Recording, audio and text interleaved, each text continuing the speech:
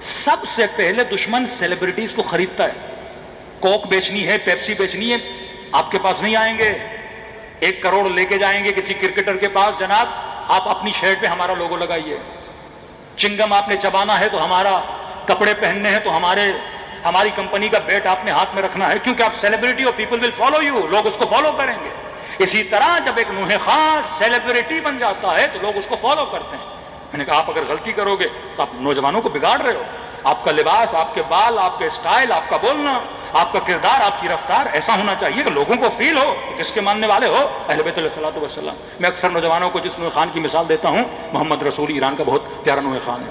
آپ دیکھیں نوح پڑتا ہے، چہرے سے غم، بال دیکھو بکھرے ہوئے. اب ایک میک اپ ہوتا ہے خود کو خوبصورت کرنے کے لیے، ایک میک اپ ہوتا ہے ایام عزا اور عزا کو اپنے چہرے پہ عیاں کرنے کے لیے. امام رضا فرماتے ہیں نا، سر پہ خاک، گریباں چاک، سر سے امامہ اترا ہوا، پاؤں میں جوتیاں نہیں. وابن الشبیب، دیکھ، ہر دیکھنے والا، امام نے ایک ایسا حلیہ بنایا کہ ہر دیکھنے والا پوچھ رہا تھا فرزند رسول کیا ہوا. ایک میں نے نوحہ دیکھا، نوح خان کا، محمد رسولی کا، انہوں نے اپنے ہونٹوں پہ خاک لگائی ہوئی تھی تربت امام حسین کی، اور وہ ہونٹ بالکل خشک ہو گئے تھے. اور وہ نوحہ کس کا پڑھ رہے تھے؟ جناب علی اصغر کا نوحہ پڑھ رہے. اب دیکھنے والے کو فیل ہو رہا تھا جب علی اصغر پیاسے تھے تو ان کے ہونٹوں کے اوپر کیسی خشکی ہوگی. اپنی ذات کو نمایاں نہیں کر رہا، وہ عزاء امام حسین کو کیا کر رہا ہے؟ نمایاں کر رہا ہے. یہاں ہیں کئی نوجوان، نوح خان، احمد رضا ناصری ماشاءاللہ بڑی شاعری کا انتخاب اچھا کرتے ہیں، کئی ایسے نوح خان ہیں دوسرے بھی جو واقعی دقت کے ساتھ نوحے پڑھتے ہیں کہ ہم نے خط دینی ہے، ہم نے لوگوں کو ایک جگہ سے اٹھا کے ان کی فکر کو دوسری جگہ پہ لے کر جانا ہے. رہبر معظم فرماتے ہیں تمہارے نوحوں میں عرفان ہونا چاہیے، تمہاری تقاریر میں عرفان. عرفان کا مطلب کلام معصومین بتاؤ اور لوگوں کو عبور کرواؤ.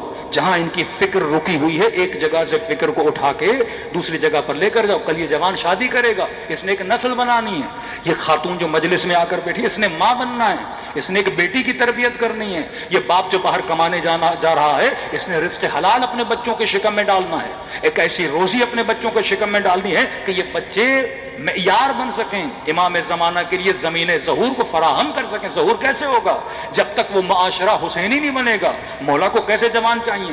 ایسے جوان علیہ باللہ جو نشوں میں پڑے ہوئے ہوں، جو مختلف نشوں میں، گھٹکوں میں، مختلف چیزوں میں. ایک جوان کو سوچنا چاہیے میں اپنی زبان کو، اپنے منہ کو کن چیزوں میں انوالو کر رہا ہوں.